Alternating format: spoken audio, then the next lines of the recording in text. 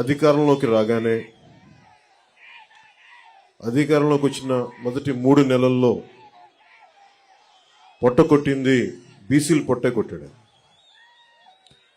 30 లక్షల పైచిలకు భవన నిర్మాణ కార్మికులు పొట్ట కొట్టాడు. 10 మనిషి వచ్చి రాగానే ఏలూరులో 2019 ఎన్నిక ఆ రోజున వైసీపీ అండగా ఉంటామని చెప్పి బీసీలు డిక్లరేషన్ ఇచ్చి దాంట్లో ఏ ఒక్కటి కూడా నిలబెట్టుకోకుండా అందరూ నమ్మి ట్రెడిషనల్ టీడీపీ పార్టీని నమ్మి చాలామంది వైసీపీకి వెళ్ళడం వల్ల వచ్చి రాగానే ఎవరైతే వెన్నంటే ఉన్నారో వారినే దెబ్బకొట్టాడు. ఊహించుకుని 30 మంది పైచిలకు భవన నిర్మాణ కార్మికులు ఆత్మహత్యలు చేసుకున్నారు. అందరికీ చెందాల్సిన ఇసుక, ఒడ్డెరు కులాలు వీళ్ళందరికీ చెందాల్సినవి కాంట్రాక్టులు కానీ, ఇసుక రీచులు కానీ, క్వారీలు కానీ ఇవన్నీ ఒక కంపెనీ కట్టబెట్టేశారు. మన వైఎస్ జగన్ చేసిన దాంట్లో ముఖ్యంగా వైసీపీ ప్రతిపక్ష నేతగా ఉన్నప్పుడు బీసీల గర్జన పేరు మీద ఏలూరులో ప్రత్యేకమైన సభ నిర్వహించి చాలా హామీలు ఇచ్చారు. బీసీలకి ఏటా జగన్ చెప్పింది బీసీలకి ఏటా 15,000 కోట్ల రూపాయల చొప్పున కేటాయిస్తామని చెప్పారు. 5 ఏళ్లలో 75,000 కోట్ల రూపాయలు బీసీల సంక్షేమానికి కేటాయిస్తామని చెప్పాడు. వాస్తవానికి 0. బీసీ కేటగిరీల్లో అన్ని కులాలకి 153 కులాలను గుర్తించమని బీసీ సంఘాలందరూ కోరుకుంటా ఉంటారు. దాన్నే కుదించి 139 కార్పొరేషన్లు పెడతామని చెప్పి దానిని 53 కార్పొరేషన్లు కుదించి 56 కార్పొరేషన్లు కుదించి వాటికి కుర్చీలు కూడా లేని పరిస్థితి. బడ్జెట్ 0. వైఎస్ఆర్ చేయూత పథకం కింద 45 ఏళ్లు నిండిన ప్రతి మహిళకి 75,000 అందిస్తామని చెప్పారు.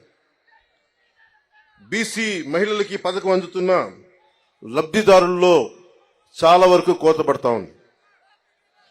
శాశ్వత ప్రాతిపాదికన బీసీ కమిషన్ ఏర్పాటు చేస్తామని చెప్పారు. ప్రత్యేక బీసీ కమిషన్ ఊసేలేదు. బడ్జెట్లో 3వ వంతు బీసీలు కేటాయిస్తామని చెప్పారు. అది పూర్తిగా విస్మరించారు. ఇందాక బీసీ డిక్లరేషన్ చూస్తున్నప్పుడు బీసీ ప్రత్యేక రక్షణ చట్టం చూడగానే నాకు ఒకటే గుర్తొచ్చింది. వైసీపీ పాలన వచ్చినప్పటి నుంచి దాదాపు 23 నుంచి 26 వేల మంది బీసీల పైన కేసులు పెట్టారు. 300 మంది బీసీలని చంపేశారు. ఇక అచ్చెన్నాయుడు గారు లాంటి బీసీ నాయకుల మీద ఎలాంటి దాడులు జరిగినాయో, ఇక ఎస్సీల మీద ఎలాంటి దాడులు జరిగినాయి మీ అందరికీ తెలుసు. ముఖ్యంగా ఈరోజు బీసీ సభలో కాబట్టి ప్రత్యేకంగా బీసీ నేను సంఘటనలు చెప్తా ఉన్నాను. ఇందాక సోదరులు లోకేష్ గారు చెప్తున్నట్టుగా గుంటూరు జిల్లాలో జరిగిన సంఘటన, పాపం అమర్నాథ్ గౌడ్ అక్కని ఏడిపిస్తా ఉంటే అడ్డుకున్నందుకు వైసీపీ నాయకులు చెరుకు తోటలోకి తీసుకెళ్లి పెట్రోల్ అంటించి చంపేశారు. చాలా హృదయం కలిచివేస్తుంది. పట్టించుకునేవాళ్ళు లేరు, మాట్లాడేవాళ్ళు లేరు. వైసీపీలో ఉన్న బీసీ నాయకులు కూడా మీరు కూడా ఒకసారి పునరాలోచించుకోవాలి. గుడ్డిగా గనుక వైసీపీ నాయకులు వెనకేసుకొస్తే కులానికి కూడా ద్రోహం చేసిన వాళ్ళు అవుతారు. ఒకసారి ఆలోచించుకోండి. అలాగే 23 నుంచి 26 వేల మంది బీసీ యువత బీసీ ప్రజల్ని కేసులు పెట్టారు. ఇదివరకు ఎస్సీ పరిరక్షణ చట్టం ఎలా ఉంది, ఎస్సీ ఎస్టీ అట్రాసిటీ యాక్ట్ ఎలా ఉందో ఈ రోజున వైసీపీ పాలనలో బీసీలకు కూడా ప్రత్యేక రక్షణ చట్టం అవసరమైంది. అది చెప్పగానే మొట్టమొదట బీసీ రక్షణకి చాలా అవసరం అని చెప్పి మనస్ఫూర్తిగా నా మద్దతు తెలిపాను వీటన్నిటికీ. ఈ రోజున జనసేన సంబంధించినంత వరకు బీసీలకి సంబంధించి నేను రామ్ మనోహర్ లోహియా గారి సిద్ధాంతాలకి ఆకర్షితునైన వాడిని. బీసీలకి సాధికారత ఉండాలి, ఇవన్నీ ఆలోచించేవాడిని. బీసీలకి మిగతా కులాలకి ఐక్యత ఉండాలి. కేవలం సంఖ్యాబలం ఉన్న బీసీ కులాలే కాదు, అల్పసంఖ్యాక బలం ఉన్న బీసీ కులాలకు కూడా ఎక్కువ అభివృద్ధి రావాలి. బీసీ కులాలన్నిటికీ ఎంతసేపు యాచించే స్థాయి నుంచి శాసించే స్థాయిలో బీసీ కులాలు ఉండాలి మనస్ఫూర్తిగా ఆకాంక్షించేవాడిని, కోరుకునేవాడిని. బీసీ కులాలు భారతదేశపు సంస్కృతికి సాంప్రదాయాలకి వెన్నెముక. బీసీ కులాలు లేని సమాజం, బీసీ కులాలు లేని భారతదేశం మనం ఊహించుకోలేం. భారతదేశం సంస్కృతి సాంప్రదాయాలని కాపాడుతుంది మెజారిటీ బీసీ కులాలే కాపాడుతూ ఉన్నాయి. అలాంటి బీసీ కులాలు చేతి వృత్తుల్ని కానీ, ముఖ్యంగా దేవాలయాల్లో మనకి ఆచార వ్యవహారాల్లో బీసీ కులాల తాలూకు వృత్తి నైపుణ్యాన్ని, చేతి కళల్ని ముఖ్యంగా దేవాలయాలు కార్యక్రమాలకు అనుసంధానం చేయాలి. తద్వారా వాళ్ళకి చాలా బలమైన ఆర్థిక పరిపుష్టి కలిగించే అవకాశం ఉందని నాకు చాలా మంది బీసీ మేధావులు చెప్పారు. దానిని ఒకసారి నారా చంద్రబాబు నాయుడు గారి దృష్టి కూడా తీసుకెళ్లి దాన్ని ఇంప్లిమెంట్ చేసేలాగా ఖచ్చితంగా దాన్ని ముందుకు తీసుకెళ్తాం. ముఖ్యంగా వడ్డెర కులస్తులు బ్లాస్టింగ్లు జరుగుతూ ఉంటాయి. కొడుతున్నప్పుడు డ్యాముల నిర్మాణం కానీ, రైల్వే లైన్ల నిర్మాణం కానీ ఇవన్నీ వడ్డెర కులస్తుల ద్వారా జరిగాయి బ్రిటిష్ హయాంలో. అలాంటి వడ్డెర కులస్తులు ఈ రోజున పాపం బ్లాస్టింగ్ లో దెబ్బలు తింటా ఏ క్వారీలు కొడతారో ఆ క్వారీలకు వాళ్ళకి హక్కు లేకుండా పోయింది. జనసేన తెలుగుదేశం ప్రభుత్వం ఉమ్మడి ప్రభుత్వంలో వడ్డెర్లకి బలమైన ఆర్థిక పరిపుష్టి వచ్చేలా వాళ్ళకి ఖచ్చితంగా వారికి దాంట్లో సింహభాగం ఉండేలా చూడాలని మనస్ఫూర్తిగా కోరుకుంటా ఉన్నాం. అలాగే వడ్డెర్లు కాంట్రాక్ట్ వ్యవస్థల్లో నలిగిపోతా ఉన్నారు. వడ్డెర్లు మనకి ముఖ్యంగా ఈ క్వారీ మైనింగ్లో చనిపోతే కాంట్రాక్టులు మట్టి ఖర్చులు తప్ప ఇంక దేనికి అండగా నిలబడే పరిస్థితులు లేదు. నేనే స్వయాన కర్నూలులో ఈ పరిస్థితిని చూశాను. అలాగే యువతరం బీసీ యువతలో కుల వృత్తుల మీద ఆధారపడలేని పరిస్థితి ఉంది. ప్రత్యామ్నాయ అవకాశాలు కావాలి. వీటన్నిటి మీద చాలా సమూలంగా ఆలోచించాల్సిన అవసరం ఉంది. దాన్ని కూడా మేము పరిగణలోకి తీసుకొని ఈ రోజున బీసీ డిక్లరేషన్లు ఇచ్చినవి కాకుండా మీకు ముఖ్యంగా బీసీ యువతకి, మహిళలకి, పెద్దలందరికీ కూడా మీకు ఆర్థిక పరిపుష్టి వచ్చేలాగా, మీరు సంపదకి యాచించకుండా సంపదని సృష్టించేలాగా అలాంటి పథకాలు ఉండాలి. ఆ పథకాల కోసం మేము అహిర్నిశలు తెలుగుదేశం నాయకులతో కలిసి కృషి చేస్తాను మనస్ఫూర్తిగా మీకు తెలుపుకుంటా ఉన్నాం. అలాగే ఇంకొకటి పెద్ద సమాజమైన వాడబలిజ, అగ్నికుల క్షత్రియులు, జాలరి, పల్లెకారులు, పల్లెకాపు, గంగపుత్రులు, ముతరాసులు, ఇవన్నీ ఇత్యాది పల్లెకారుల కులాలన్నీ కూడా ప్రత్యేకమైన దృష్టి సారించాలి. దాదాపు 794 కిలోమీటర్ల తీర ప్రాంతం ఉండి ఈ రోజుకి జట్టీలు లేకుండా ఇబ్బంది పడతా ఉన్నారు. ఇప్పుడు గంగవరం పోర్ట్ లాంటిది నిర్మాణానికి పల్లెకారులు, జాలర్లు, మత్స్యకారులు ప్రాణాలు పోయినాయి.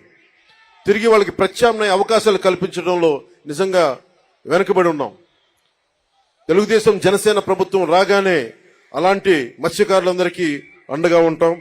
అలాగే ప్రతి 30 కిలోమీటర్లకు కూడా జట్టీలు ఉండాలనేదే నా ఉద్దేశం. దాన్ని కూడా చంద్రబాబు నాయుడు గారి దృష్టికి తీసుకెళ్లి ప్రభుత్వం ఏర్పాటు చేయగానే ఎంత తొందరగా ప్రారంభించాలో, ఎంత త్వరగా జట్టీలు ప్రారంభించాలో కూడా దాని వైపు దృష్టి సారిస్తాం. ముఖ్యంగా మత్స్యకారుల పిల్లల్లో బాల కార్మికులు ఎక్కువైపోయారు, స్కూళ్లు సరిగ్గా లేక. అలాంటి చోట్ల ఆశ్రమ పాఠశాలలు ప్రారంభించాలని నేను మనస్ఫూర్తిగా ఆకాంక్షిస్తున్నాను. అలాగే మేము చేసింది, మా నాయకర్ గారు కానీ మేమందరం చేసింది, జగన్ వచ్చి రాగానే బీసీల దగ్గర డబ్బు ఉండకూడదు,